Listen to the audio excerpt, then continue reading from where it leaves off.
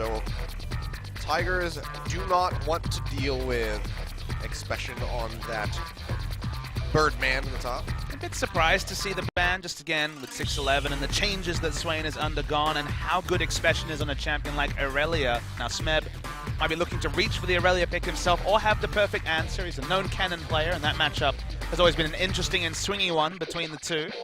The bans continue to come through. Twisted Fate actually is the ban on blue side. We saw Longzhu blind pick Twisted Fate against ESC Ever.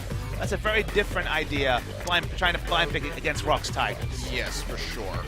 But still don't want to deal with it. So they take it off the board. Final ban will be Irelia, so trying to take that out of the hands of Smeb. And Ryze goes through, and they are going to snatch that one right up for themselves. Heavy price, true flex pick between Smeb and Cry. Probably expecting it to be mid lane, but outside chance of top. But speaking of champions that are available, Swain, the sustain mage, taken out. Vladimir, the other sustain mage, very much available. And Coco's aggression on this Vladimir pick was so impressive in Game 2 against Samsung. Ulted a low health Anivia, then ghost flashed after Crown just to get a Q to finish it off. So I really like what he was doing with the pick. So probably going to be the mid lane Vlad from Coco. Yep, and it looks like we might have our second Graves of the night here with Chaser as a long hover, but here we go. The kryptonite of Rox Tigers. We saw Haru pull this out, and it did wonders for him in CJ. He's not going to play it.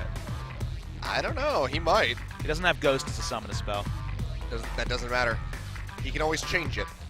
Oh, yes, Ghost now. All right, it's gonna... Nope. Oh. Oh. All right. You're a troll. Thank you, Chaser. Chaser, you can see him smiling on your screen. I didn't expect that to be the Hecarim. The Ghost faked me out. Cocky little... The 1 second Yasuo was definitely a potential disaster, but they pivot over to Elise. A lot of magic damage, although, already with the first 2 picks. It's not Mickey playing the Yasuo, so it's okay.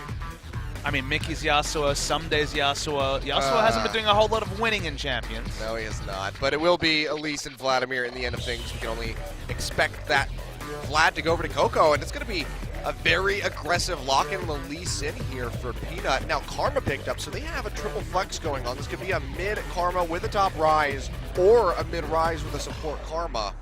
So could flip those around a little bit. We're not going to see the Jax. Oh, just lock it. I'd love to see the Jax. Expession, the most famous Jax, is most played champion of all time. Top 3 is the Jax, so certainly no stranger to the pick. Nami, Kuro once again put in a great performance. I think Nami will certainly come through. I think it's worth leaving top lane for last pick, unless you want to go for a really risky AD carry like the Twitch specifically.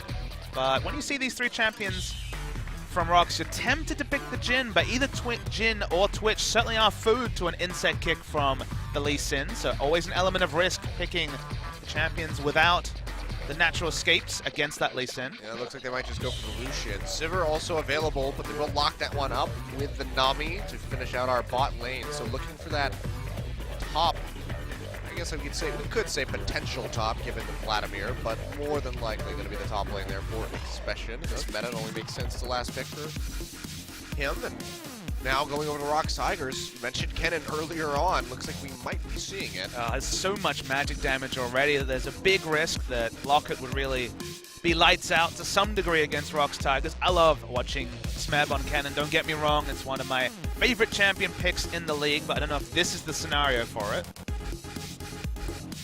Physical damage would be great if they could find it, and certainly would fulfill that with the Fiora. They're playing around with this idea. We did just see Duke play Fiora into Trundle, which is still available, and it didn't go so well.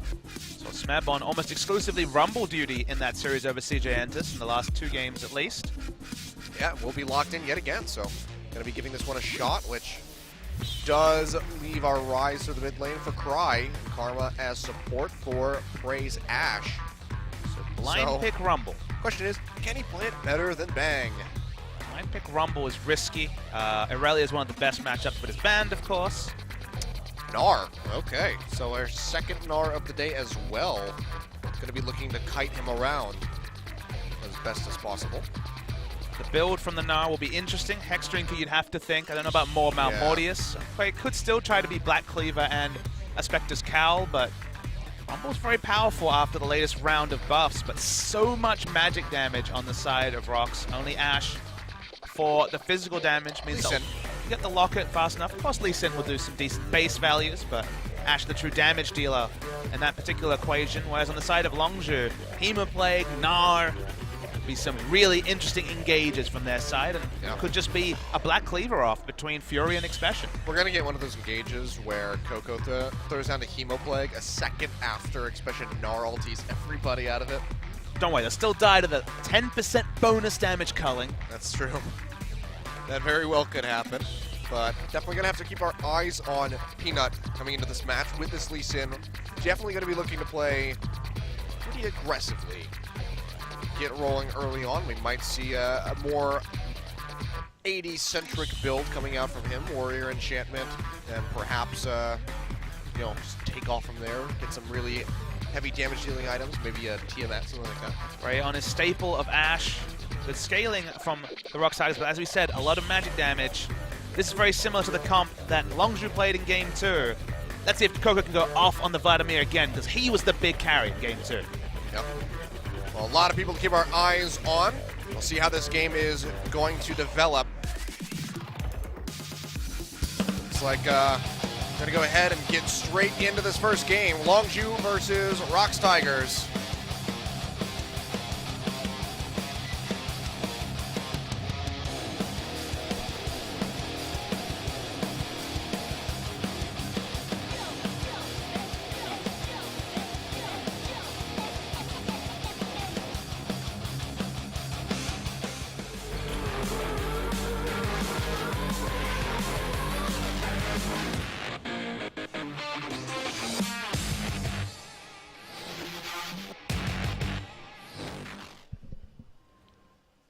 We have a pause to kick things off for Game 1. You told a bit of a fib there. You knew we weren't going straight into game. Yeah, I just was hoping that they would get it taken care of before we got in. They are counting down now, so we will be getting back in. So we take a look at some of these fan signs. Papa Smithy is I love you too, son. And he's just throwing up the Vape Nation at the same time. Very, very good. A thumbs up to those gentlemen in the audience.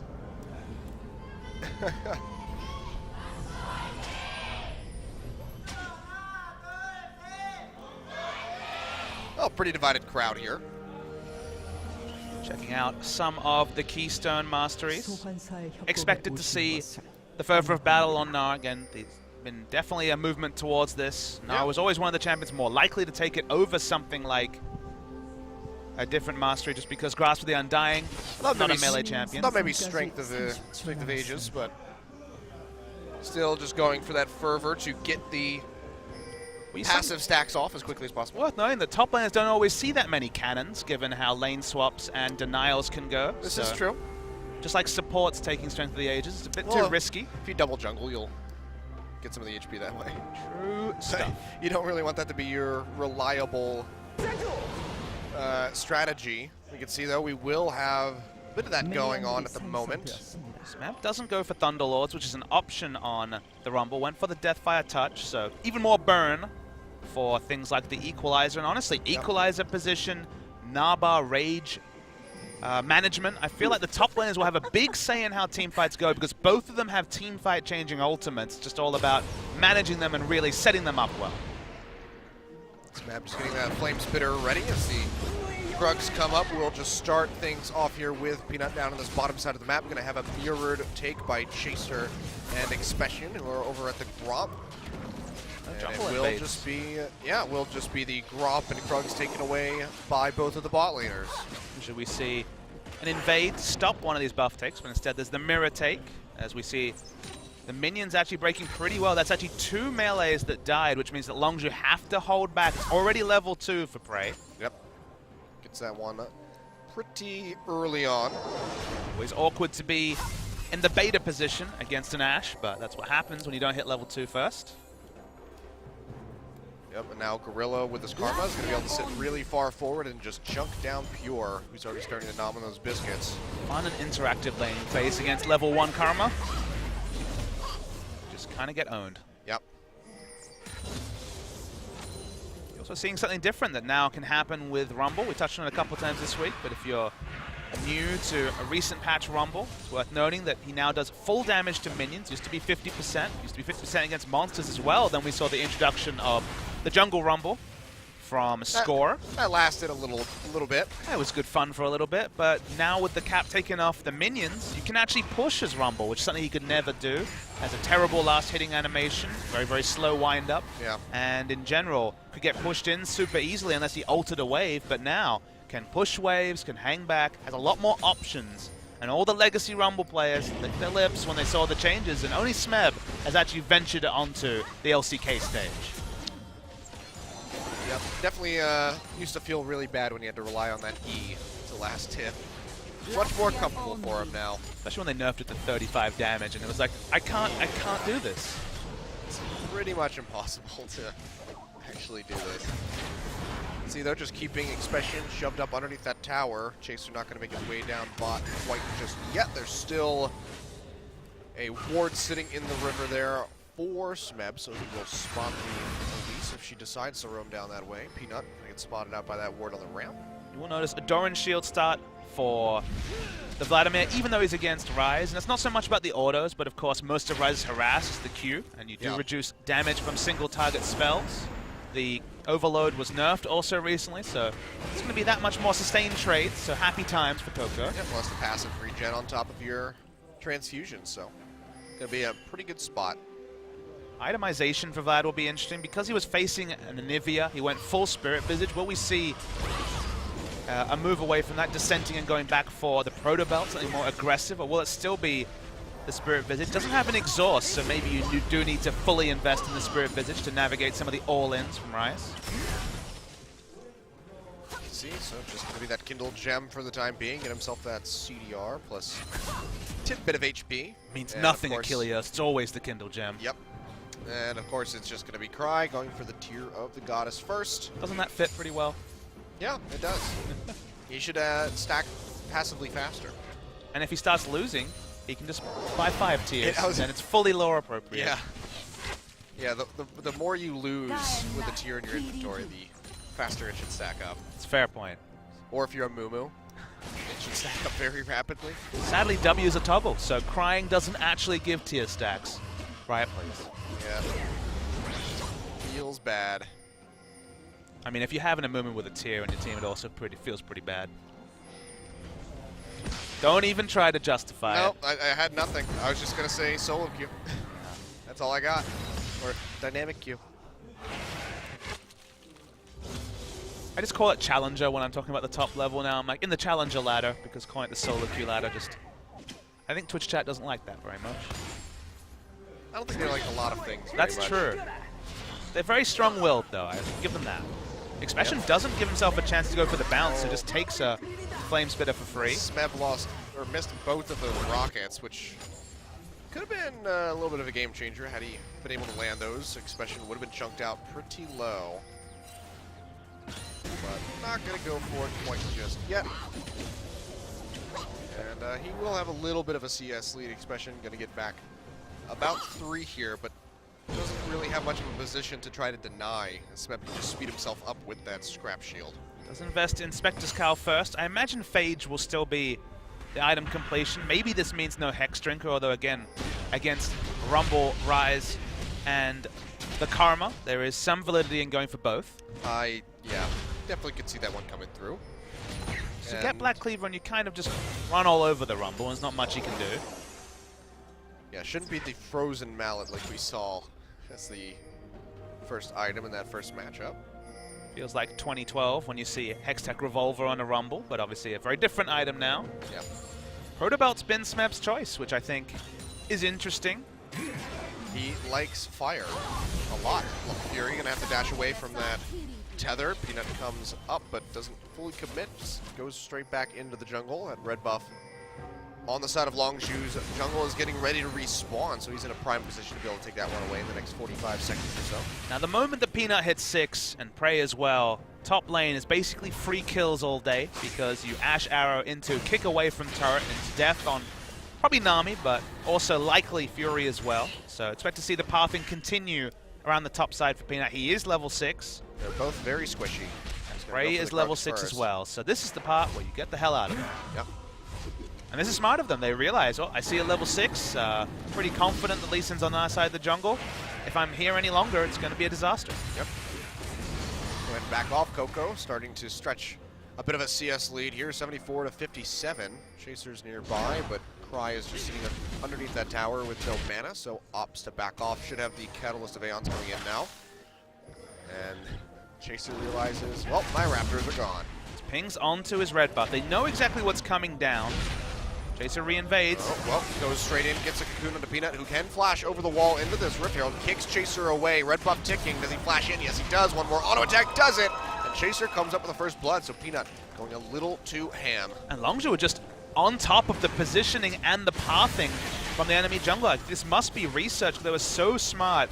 Because Chaser, it was twofold going back into his jungle. He needed to provide cover for his duo lane that had been smart enough to recall instead of getting turret dive by a potential Lee Sin. A potential Lee Sin became very tangible, and obviously Sin, they get the kill, they steal away a buff. We see a teleport. Oh yeah, arrow comes out from Prey, and Smeb is here, throws down the equalizer, and Chaser gets burned out quite a bit. Fury having to back off, but here comes Cry, flashes straight onto the Elise, finds the kill. The bubble comes through from the Nami onto the Ryze, and he does fall, but Fury is going to go down as well. Pure with really nowhere to go. Decides to save the flash. We'll hold on to that one. That dies for it, so I believe that was just a 3-for-1 in the end of things. So yeah, that's a pretty big loss there for Longzhu, and Rox get right back into the swing of things. Yeah, just that extra element of greed going for the Gromp is what really cemented death for Chaser. It was a really nice teleport from Smeb. The minion wave was in a good spot in the bot side, so he's not going to lose his turret or anything close to that, especially after Spectre's Cow first item, and they look to try and get as many exit kills as possible, but never going to happen. Pure accepts his fate.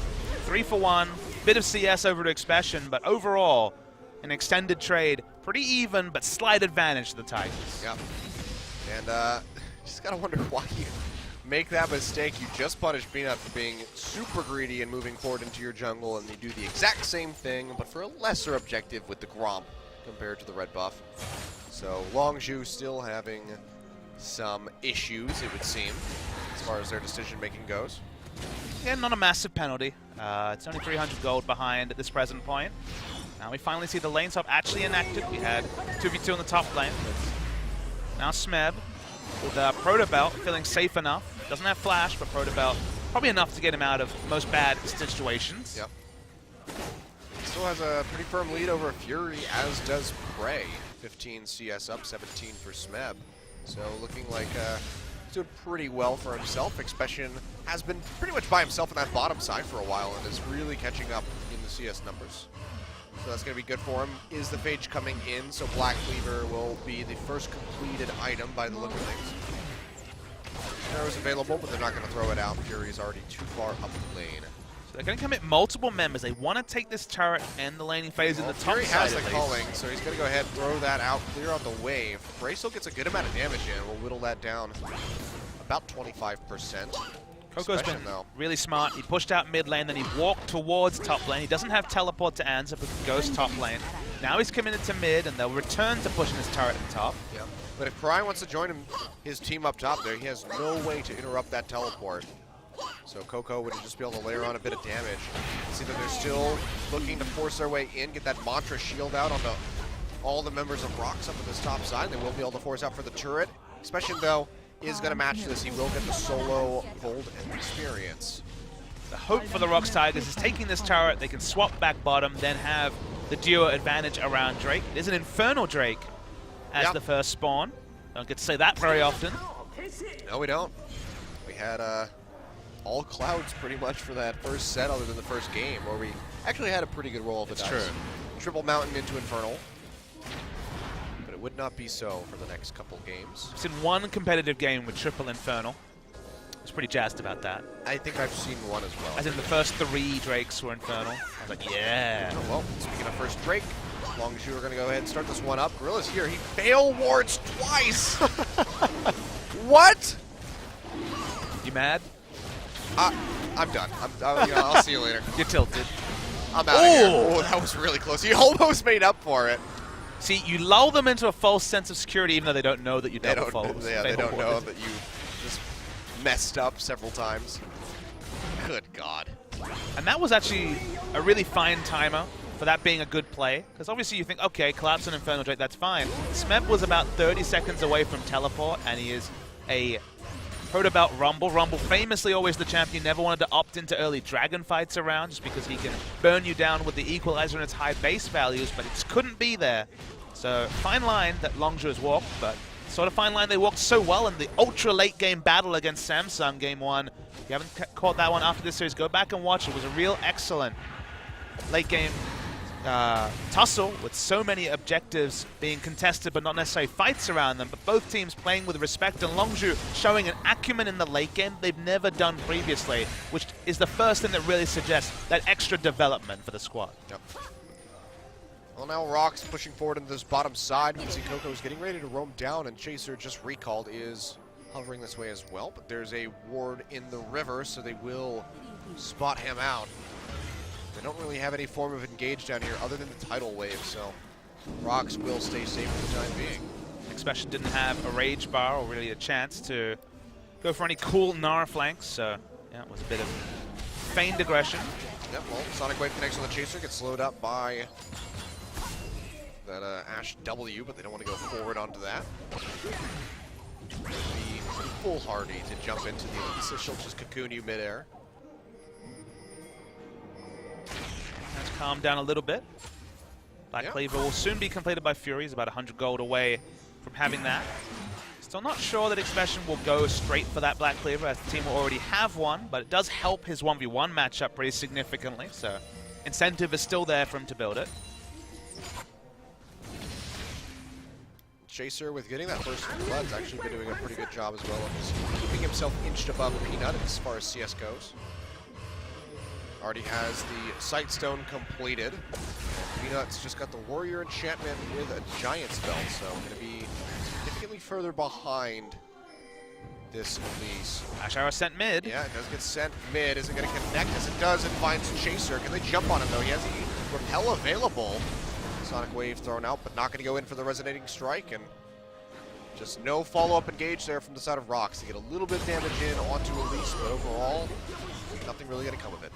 First time we've seen the Vladimir vs Ryze matchup in the LCK, and you can see that Ryze is being pushed in as expected against Vladimir, who has so much ability to push with AoE after about level 10 or so, as he gets to put extra points into the Tides of Blood. So been able to push him in, went Spirit Visage first, a very respectful build, but the fact that a Vladimir, or the fact that any champion can overextend against a Ryze and not be worried about dying to an all-in lets you know that a champ not taking exhaust who can push in, you'll take the fact that you build a Spirit Visage, slightly more defensive, but it allows you to just be that much more disrespectful than most champions can be against a Ryze. Yeah, you can see right there in that trade, just barely taking any damage whatsoever, and he's just going to be able to sustain all that back. Gorilla trying to get a little aggressive onto Pure, will throw out the tether, but there's no one really to follow up. Peanut just trailing a little bit too far behind. He's going to opt to go for these wolves. Chaser's here. Smote away by Peanut, now moving over to this blue buff, just using it as an escape route. And the Elise can't arrive in time, will be able to take away the blue for herself. And now they have to pay some attention to this bottom side, because Prey's been whittling away at this. Longzhu have bought earlier item spikes in basically every lane. You could argue in the mid lane the Spirit Visage is very defensive, but against Rod of Ages it has more immediate power. It's Yoma's Ghostblade versus Hurricane, so happy times for the Lucian as the trade's slightly over the side of Cry. And Expession has lots of combat effectiveness as well. Like the top lane's the only part you might descend as the turret is taken by Rox. Yep. Longzhu happy to fight in the immediate future. Oh, well, Chaser waiting here. Throws out the cocoon, finds Peanut. Just going to shoot out the Q, try to get a little bit of damage in onto him, but he's going to be quite all right. Still has that refillable potion in his inventory. Now Coco getting a little bit bold here. Gorilla is nearby as well. Hemoplay comes down. Chaser gets kicked away. They find Cry. Tidal Wave rolling through. He's really low, but they cannot solidify the kill. They get the flash down on the Ryze, however. Coco only had to use the Ghost. That's right. Ghost for flash trade is excellent. Now only teleport available for Cry. Expession's going to rotate in. They want this out of mid lane turret. Cocoon onto Peanut, getting a little bit of damage. Now Expession arriving, having that range. Is able to whittle down a bit on that turret. TP's coming in on the backside. However, this is going to be Cry and Smeb coming in. Throws out the equalizer. No one from Longzhu really standing in that one. Coco just sticking forward, trying to get the damage in onto Peanut. Expession gets taken low, but now gets the Mega Gnar form. They can stick around, gets a big pop of the Tides of Blood onto Gorilla.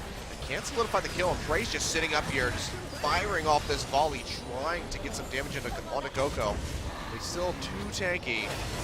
All in all, it's going to be teleports used, both of them by Rox, and they can't come up with a single kill. And the summoner spell investment was much bigger from the Rox Tigers. Longzhu got a lot more than they gave, so they're going to be happy with that. Exactly. That's all they used was heal. The Ghost as well. There was a little bit earlier, but yeah. In that last little scuffle, it's just going to be the heal from Fury. So definitely going to be really happy and satisfied with that trade. Whenever you have a teleport advantage and you didn't give up a double kill against a team with 2 TPs, you feel great. So they actually have more options at playing the map, and with Dragon spawning in a minute, that is really big for Longzhu. Yep. See Rox pushing in. It's going to be another Infernal. So we will have 2 in a row. This is, I guess the game once these sets is just where we get the good drinks. Smeb doesn't quite have Equalizer. Gnar is top lane with teleport. Watch the Gnar bar though. Only has Black Cleaver, so it's a very aggressive build. He needs to hit it. Right now. Gorilla already getting chunked out. Expession goes in, has a Mega Gnar, but he can't find anybody. Whoa! Complete whiff. What an utterly bad Gnar ultimate. Coco, though, still makes up for it by finding Gorilla, but can Longzhu disengage or find more kills? The Cocoon lands on the Cry. He just disappears under the pressure there from Chaser. Smeb goes for it, finds one. Can he find another one? Coco getting chunked out, and he gets finished off by Prey. That's going to be a double kill. Make that a triple as Fury gets caught. Expession going to be the only one limping out of here alive. And Rox Tigers come up in a huge way. They'll take down this mid tower and more than likely the Infernal Drake to boot. Expession didn't look confident on the engage, whiffed it completely, and then Smeb was seconds away from the Equalizer. Burned down 3, flashed for the Q as well. Protobot in tow. Really nice play from Rox. I mentioned it, if you go Black Cleaver and you want to team fight, you either hit the ult or you are just another squishy ranged AD in the front line. So watching the replay, you think when Longzhu gets the first kill that they're actually in a good spot, but this cooldown misses completely. Whiffs it, just sweeps some dirt away.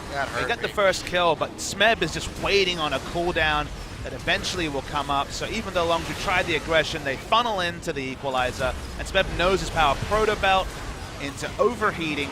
Beautiful stuff from Smeb. That's a teamfight win for Rox Tigers. Yeah, a massive one at that. Infernal Drake over to them. Equalize the count, and now up in 3 kills and 2,500 gold. So still not a massive lead, but a lead at the end of the day. Chaser is able to take away that Scuttle Crab. Not going to get really caught out or take too much damage from that one. Now trying to get this blue buff. Peanut comes in, might have to smite it for himself, and he does. And Longzhu are looking for this top tier 1 tower, already down to half HP. If Rox is pushing up, they have that wave clear from the Karma and the Ashe with Hurricane, so they should be able to hold on to this one. Actually, they're just going to take this up. They throw out the Pharaoh. Doesn't matter, though. Doesn't dissuade them. Peanut's here. Can he make a big kick play happen? Throws out the Sonic Waves. Not going to connect, and that's just going to be Rox having to back off. Rumble's getting free pushing time in bot, but that's a good turret take by Longzhu. No realistic way for them to engage. So the arrow was just purely to dissuade. Yeah. You look at someone like Smeb, though. 2 items, but two very powerful items. Yeah, the Andre's done. The Protobelt and the Leandri, so but the burn damage to be real for the Equalizer. Good timer on the blue as well. Blue buff still not the biggest thing against the Vladimir comp. You can see, though, Prey having a pretty good time right now on this Ashe as staple champion. 4-0-3. Look at up the gold lead. 50 in CS just about. Yeah, he is 2,500 ahead of Fury right now. That's pretty detrimental for Longzhu, who want this Lucian to find that early power spike. It's just not happening. Only has the Youmu's completed. Just now finding the Phage, or at least the 2 items for the Phage, should have it on this back. Very reminiscent of Pilot on the Jhin. Yes. In game 2 of the last series. When you go for this mid-game build and it's delayed, you find yourself in a hole. Oh, well, that's going to be the Equalizer thrown down for Smeb. Gets that Flame Spitter up, jumps forward with the Proto-Belt and Expession. It's just not long for this world. He gets taken down. Peanut finds the kill. And suddenly you're going to be questioning this Gnar.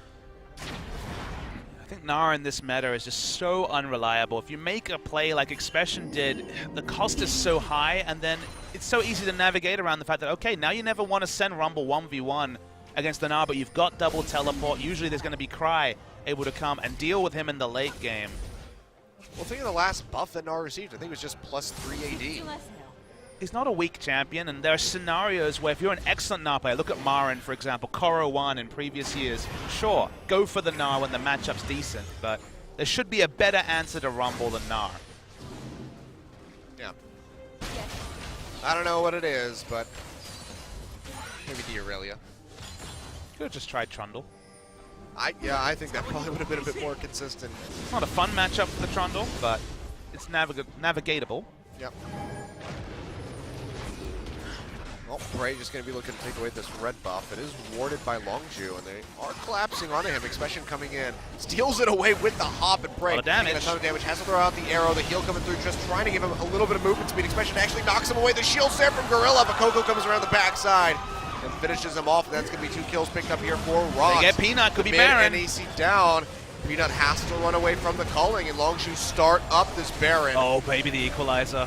Yep, here we go. Smeb coming up, throws out the equalizer, perfectly placed. Is chunking away on that Baron. Longzhu all pretty low. They find Gorilla, they'll flash onto him with a Sanguine Bull. The Hemoplague will finish him off. Peanut jukes out the bubble, but it doesn't matter. Goes back in onto Expession with a Sonic Wave after the Dragon's Rage, but he just cannot find it. The members of Longzhu are quite low. They're going to have to back off and likely just... Oh, maybe not.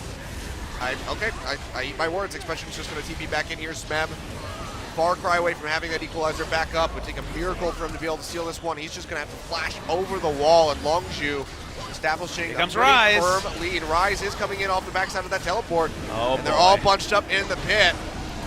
Cry looking for the play. Can he get the steal? It's not going to happen as Chaser confirms it. Can he even find an exit kill? Ashe is coming as well. Likely. Just jumping over the walls. Fury waits for the dash. He gets out, and all of Longzhu will get out relatively unscathed. Have to blow a couple summoner spells, but they get the Baron in the end. Man, Longzhu players on the Razor's Edge, but we'll track the fight first. This is what you can do as red buff, Black Cleaver Gnar. Didn't have much love trying to get down the Rumble earlier, but they get the kill. The fact that he scoops Spray into open terrain means he gets the damage, and crucially, he knows that Vladimir will be there on the backside. They chunk out Peanut, but this Baron takes so long that the smart move, the measured move, the Gnar move would have been to back away.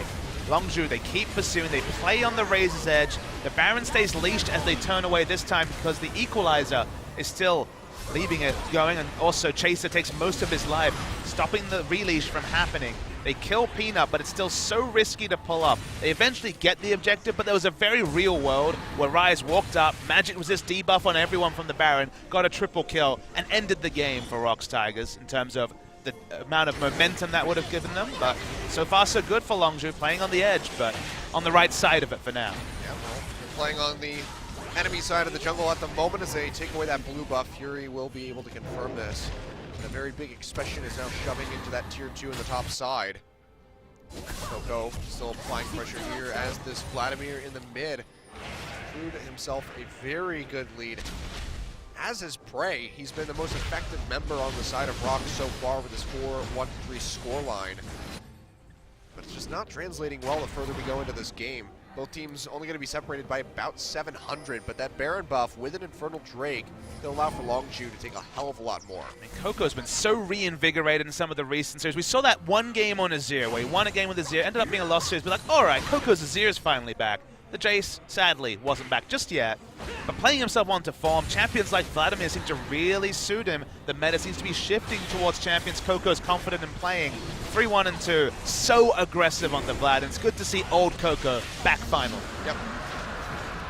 Definitely has been out of form for quite some time. So coming back to that makes a lot of people happy. I'd be happy if we could see the Jace again. He's got a lot of friends, though, on the side of Longzhu that have struggled in 2016. Expession's had a pretty good year. Pure has had a pretty good year. Everyone else has struggled heavily, but they're all getting it on the same page at the same time, and the raw talent was always there to see for Longzhu. Yep. It only took a split in 2 weeks, but finally finding. But it turned around so quickly, too. Like, no one saw the improvement coming, but Fury back in the lineup. From 2 weeks ago to today, you would not expect that at all from Longzhu. Then again, they did look at their worst when they had Emperor on the team, so swapping in Fury definitely was a night and day transition. I mean, the first series with Emperor was actually a step up. His game 1 was really good. Yeah, Fury had really struggled previous this season and again in the first series, but finally looks at home in Longzhu colors that he hasn't all year. Yep. Well, Still just 1,000 gold separating at 27.5 minutes. This is any team's game at the moment. Expession really far forward, gets kicked in underneath the tower. Ton of Nice damage bounce. there. That's going to be the equalizer coming down, but he makes his way out with the bounce and flash. So he does stay safe, and the Ashe arrow goes wide, does not connect. You can see the tier 2 goes down to the bottom side, so Longzhu just accruing a little bit more gold. Getting flash out of Expession is actually very relevant, though. You almost always need to be able to reposition before the big Gnar ultimate can be confirmed. Has gone for the dead man's plate, which we don't see a lot of, but does help with that movement speed. It didn't really help him in that last major engage, but so maybe he doesn't need to flash. Maybe he shouldn't flash. Are you saying he's one of the famed mini Gnar players, like Amazing J always was told? They're like, he's much better in mini Gnar, but I'm like, oh, so he's bad. Yeah, so he's not good at the champion. It's like, I'm really good at Jason melee. Do you know who else you can build tank on and do a Gnar impression? Teemo, and it's better. Teemo is better as a champion than just mini Gnar. It's very. He's got a kid, it turns out. You can build Frozen Mantle and carry it. Just ask the Rain Man, he knows. I'm really good at Nidalee and Cougar form. It's like, okay, you've got 50% of the champion mastered. How's your Jace, by the way? Melee form or range form for you? Range form. Yeah. I'm the sniper. That's I'm the true. sniper. I'm the sniper in You're all the games. Widowmaker. I'm the Widowmaker. I'm the range Jace. I just, I don't know, snipers for some reason I gravitate toward that. TF2, I always played sniper. Even, you know, Call of Duty, the classic ones, Car 98K back in COD 2. Sure. Feels like Longzhu have had the momentum, but you pointed it out, the gold lead certainly isn't massive. And Expession, another whiff on the ultimate could really start to put a dent in Longzhu's snowball. That has been the last 5 to 10 minutes have been almost purely Longzhu. Aegis completed, but not quite the locket, so still the potential for the equalizer to take over a fight. Still insanely close here. You can see the blasting wand in the inventory for Cry, more than likely. Well, it looks like he could. Oh wait, no, it doesn't build out of that anymore. I was gonna say he could go for the Abyssal Scepter, but probably gonna be in the inventory for the Void Staff, which could definitely help him out a lot in these big trades and help turn the tide for Rox. You can see just this tier 2 in the mid getting whittled down slowly yet surely as Coco is just allowed to sit so far forward with the safety of that second control. We want to keep the pressure on and contest buffs, but looks like red buff will go over to Prey as intended. All of the slow. Only flash down on the map, a Peanut and Expession, and honestly they're two of the biggest playmakers, so they're pretty relevant flashes to be down. Yeah. Prey is getting ready to flame Horizon Fury in a little bit here. It's about 30 CS out from that mark. Blue buff up. Rox should be able to confirm this one with relative ease. They do so. But it's good to see Longzhu contesting all of these buffs. Some teams will get a big lead and then somehow the enemy team get their own blue, get their own red. So far, Longzhu have exact timers, although it's a little bit less relevant this world, but are at least moving around the map as they should. Just not actually managing to push anything, so it's been much of a lull since the last bit of action. They're at least poking their head in at some of these objectives. Not really in much of a position to go for it, but looks like the action will stagnate for a little bit. So we just wait for this Baron to spawn in about 5 seconds. Vision control very much in the hands of Longzhu. We just look at that top side of the map. It's lit up like a Christmas tree for these guys. 3 pinks sticking in the river around Baron. Lets you know they have almost supreme control of that area. Chain vest on the back for Expession. Probably going to be Guardian Angel next if I was to be a betting man. Yep, there's the Negatron to basically confirm that. At least 2, so for as much power early as possible. The same build Chaser went for. Ryze into the Guardian Angel just to be allowed to dive aplenty. We see Cry going down to the bot side to manage his wave, get it pushing back against Longzhu. Coco going to be doing the same up and top. Notable that Cry hasn't gone for Guardian Angel as a 3rd item, so even though he has a DPS top lane, he's gone for the higher damage Ryze build, means he has to be a bit more defensive in fights. Yeah, should be the GA next for that Negatron. But Coco's actually just sticking around up top, keeping things pushing. Longzhu just tiptoeing around the Baron, looking for an opening. They know that Cry has that TP available, so they're not going to turn off that. Dragon now spawning in 5 seconds. Looks like that might just be the next pickup for these guys. What will be the final Drake? I think it's a... Wait, no. It's a Cloud. Yep. I knew it. Oh. Hooray. Yay. So we go double Infernal, double Cloud, and then on to the Elder. But that will be 3 dragons picked up for Longzhu, so a good amount of extra damage if they can pick up the Elder Dragon in its spawn. Does give them some acquisition range for 135 extra. some of these spells as well, so perhaps Expession will be able to actually connect with a big Gnar ultimate. We're waiting for a big consequential one, but they're winning regardless, so Yeah. happy at least from Expession perspective. This is still going pretty well for Rox because the gold lead hasn't stretched at all in these last, I don't know, 10 minutes really. So they are keeping up. Very much in way of Prey with his massive CS lead over top of Fury. Yeah, 2,500 or just over 2,000 for Vladimir in the mid lane though, so he's at 3.5 items himself. And Vladimir running at Ashe. Ashe doesn't have a lot of options against a Vladimir, so you can use that gold to trivialize the enemy's carry. That's happy times for the Vlad. Very true. Prey has the QSS in the inventory now, as well as that grievous wounds for himself. So he's going to be trying to whittle down Coco as best as he can, stop him from regenning. Fury still wildly behind in the build. Looks like he's been splitting off a little bit instead of just going for the last Whisper. Has now picked up the Zeal to go for the rapid fire cannon.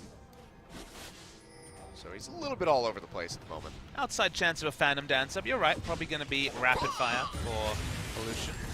That's true. Could be, but Probably we going see, to have we see it every now and then with him, but more so going to be that rapid fire cannon. a lot of people going to be hitting him like the Ryze and the Rumble, so a little bit reduced damage would be nice, but there's arguments for both, and you're right. Rapid fire cannon is the pickup. Guardian Angels start to come out. First one to pick one up is Gnar. Not that consequential though. Gnar basically is going to hit the ult, then walk around auto-attacking people. Good consistent damage. Not so much. Oh, Oh, Expession Peanut. doesn't sniff out the peanuts there. Peanut coming around the side, trying to find Fury. Just dashes away, uses the Yomu's, nicely timed. Will get himself just out of range of that Sonic Wave. Doesn't have to respect Flash because he's smart enough to just pop the Yomu's. Good play from Fury. He was always a Lucian main, I'd have to say. As much as a competitive player can be. Played a lot of Lucian in his career. Okay, well, Chaser finds Gorilla, gets a little bit of damage on him off the backside of that cocoon, but can't really do much else. It's really just a lot of pitter-pattering back and forth here on the map. It ended up being the Abyssal Scepter for Chaser, so dissented in the build a little bit. Gone for the magic penetration there instead. Let's help his teammates. Coco going up top, finding Smeb. He's doing a good amount of damage with that Neon Freeze. Coco's just trying to find a way out. Has to flash the wall in the end. I wanted to feign that he had a lot of backup, but actually it was Rox who had all the backup. So with the cavalry coming, that's one summoner down for Coco at least. Fury just using Yomu's for some reason, sprinting around in the mid side. Watch the Gnar bar from Expession. He's now in Mega Gnar form, or at least able to pop it. There it is. So he's already transformed, so once this expires, this is going to be a good time for Rox to pull the trigger on something, and they do. They throw out the arrow, gets onto Coco, goes straight into the Sanguine Pool. Equalizer not really getting connected on too many people. Here comes Expession, 3 men, knocks backward, no walls to be found, but he knocks 2 of them in with the stun. Almost gets popped from that Guardian Angel. You can see a big return of the HP from Coco, getting bumped up by that ebb and flow as well. Several members low on the side of Longzhu. Rox just trying to force out this Baron. Moving over to this one, Smeb, whittled down quite low. They go ahead and start it up.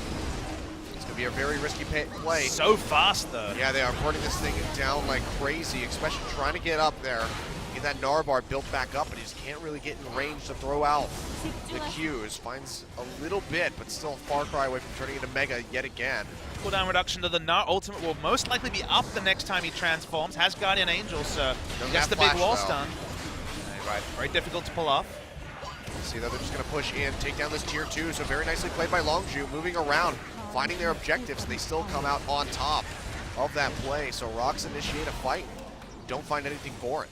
The timing was almost perfect. It was just as the Rage Bar was starting to come down on the Gnar ultimate, would have gone back into mini Gnar form and then just basically being teleported to its death in the middle of the fight. He only connects with the first part of the damage from the Gnar ultimate and scoops 3 into terrain. So once again, a bit of a whiff from the side of Expession, but not a consequential one this time.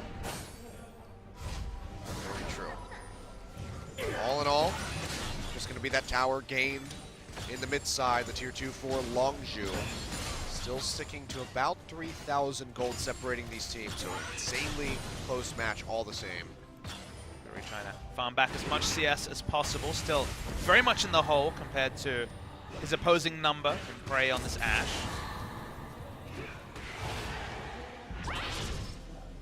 It's a cheaper build, but that's about it. Yeah. Coco sticking pretty far ahead at the moment, has that needlessly large rod in the inventory. See where he wants to go with that one. Probably just going to be the Rabbitin's death gap, if I had to take a guess.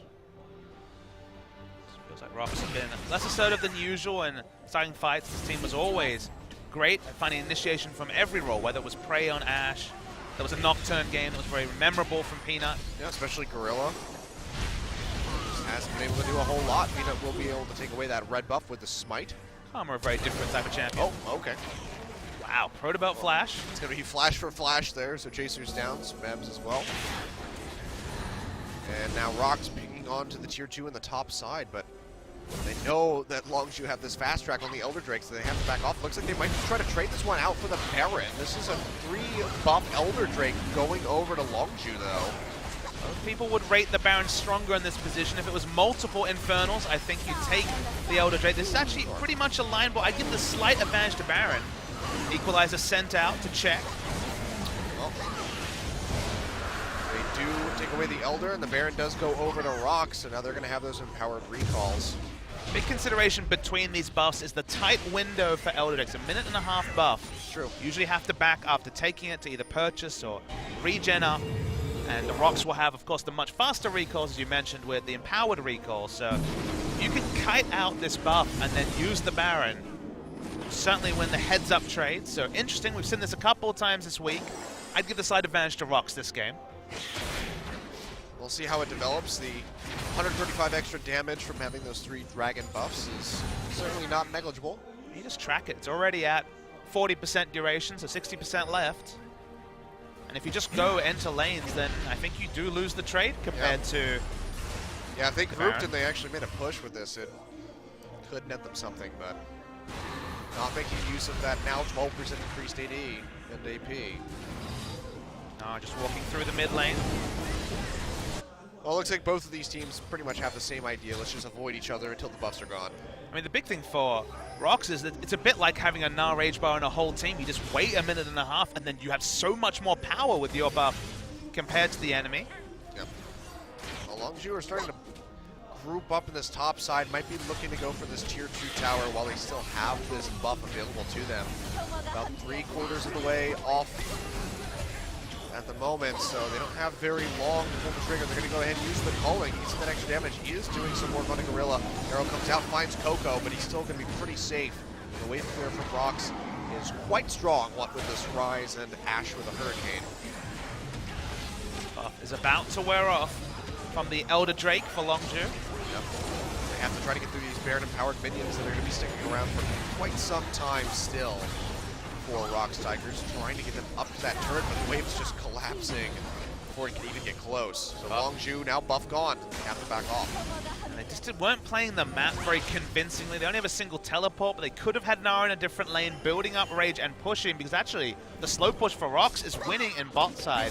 Longzhu showed excellent wave control during the majority of that series 2 days ago against Samsung, but not been focusing on it too much. They do fake out and take this race, but might actually see an extended race because Rox aren't backing from mid lane. Yeah, they're backing off now, but they already get some damage in onto this tower. We can see these things just being destroyed. Kuso lands on the Peanut, but they can't follow up too heavily. Ray sticking around with the Baron-empowered minions, could be working down that tier 2 on the top side, but they lose an inhibitor for it. Rox have to keep chasing to allow prey time. He can certainly burn through that turret quite quickly. Expession looking for the engagement. He gets flashed away. He's going to lose that Mega Gnar. Tether not going to connect. Prey finds the mid. Might get more. He might be looking for more. They're going to try to recall, but Rox is just going to keep pinching in onto them, trying to deny this one. Expession going to go ahead, use the teleport, but they interrupt him. He can't go back. It's going to be just Prey sitting on the Nexus towers with the Baron and Empowered minions. He finds one of them, and Rox disengaging, trying to keep away from Longzhu as long as they can. Looks like the recall will come through from Fury. Can he do enough? TP being used by Smeb. They're just going to try to finish this one right here at 42 They're and a half gonna do minutes. it. It's already exposed. Fury goes down. Rox Tigers beautifully played. Deny the backs from Longzhu and take them down with the back door from Prey and the TP from Smeb. Wow, what a way for that game to end. The Tigers out-fought Longzhu. They waited out the buff, and then they set up this scenario. And you could see Longzhu were all at sea. The excellent shot calling they showed in their last series was entirely absent, and Rox out-thought Longzhu. In large part, they were outplayed by them for big parts of that particular game, but they out-thought them when it mattered, and the veteran status, it really counted for Rox Tigers. Wow, what a way for that game to end. Rox continuously fighting on the back foot, trying to find a way in, couldn't get past that wall that Longzhu just set up for themselves. And they said, you know what, we won't try to kill you, we'll just stop you. And Prey just shoves down the mid lane and ends it with a little bit of help from Smeb. I mean, the back foot was actually a big story because the 4-man unit in mid that wanted to disengage couldn't from that top side because of the Karma speed. We didn't see the decisive engage from Gorilla, but just having the Karma, ensuring that there was no way for Longzhu to actually back off far enough to channel a recall, let alone a teleport, counted the most. And this is one of those games where damage numbers, they really didn't count for too much. They were very even on the side of Longzhu, but it wasn't about the damage to champions, the damage to turrets. Now that showed you the true victor. Wow.